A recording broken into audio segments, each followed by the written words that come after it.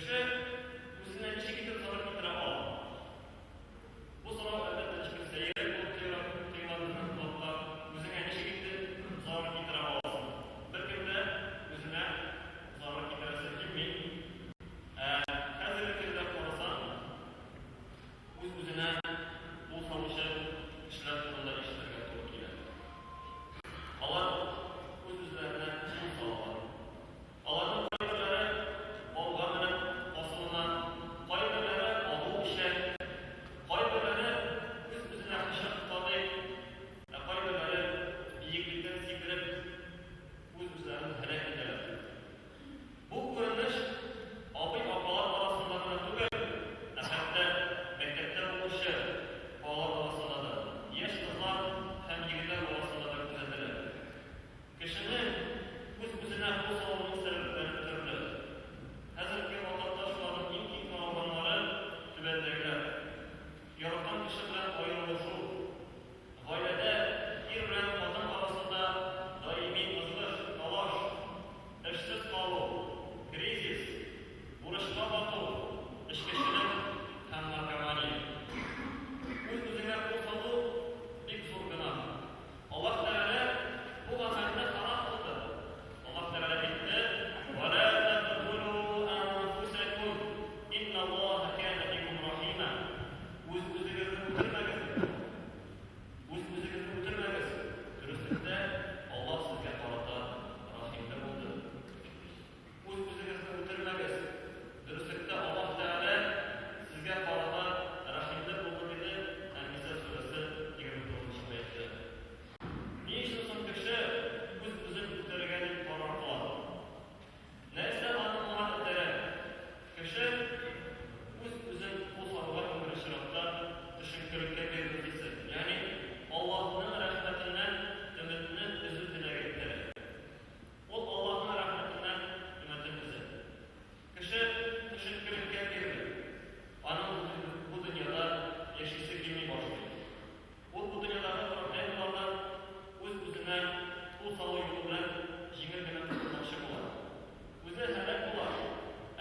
Гаиләсе, балалары, туганнары, әти-әниләре күпме кайгы-хәсрәт китерә алар. Алар күпме кайгы-хәсрәтләр бата. Кай вакытта кешеләр махсус рәвештә үз-үзләрен һәлак итәргә теләми, әмма үзләрен һәлак итәргә дучар булалар. Моның мисаллары күп төрле. Мәсәлән, без көн саен ишетеп торабыз хәбәрләрдән, ел саен юл хәрәкәтләре булып тора. Авариялар. Машинада кешеләр хәйрәшәләр. Тизлекләрен арттырып, юл кагыйдәләрен үтәмичә, күпме кеше имгәнә, күпме кеше һәлак була. Әле үзен генә һәлак итми, еш кына башкаларны да ияртә, башкаларга да зыян китерә, башкаларга да зарар китерә, аларны имгәтә, аларны һәлак итә. Хаталы, ялгыш рәвештә ашыгып, тизлекләрен арттырып, юл кагыйдәләрен дөрес үтәмәгәнгә күрә, күпме кеше һәлак була. Күпме кеше аварияга төшерә. Әйе, бар билгеле бер юл кагыйдәләре. Аны үтәмәгән өчен штраф салына, кешене төрмәгә ябырга мөмкинләр. Бу дөньяда бар канун. Шәригать буенча, әгәр дә бер кешене хаталы рәвештә үтерсә, ул төрмә һәм монда бу дөньяда штраф белән генә тотылып булмый. Хаталы рәвештә ялгыш бер кешене үтерсә, син дия түләргә тиеш. Дия аның күләме 100 дия. Хорошо, дия дип аталар. Выкуп, бурыч әйткәндә, бер кешене хаталы рәвештә үтердең икән, 100 дия күләмендә 100 верблюдов.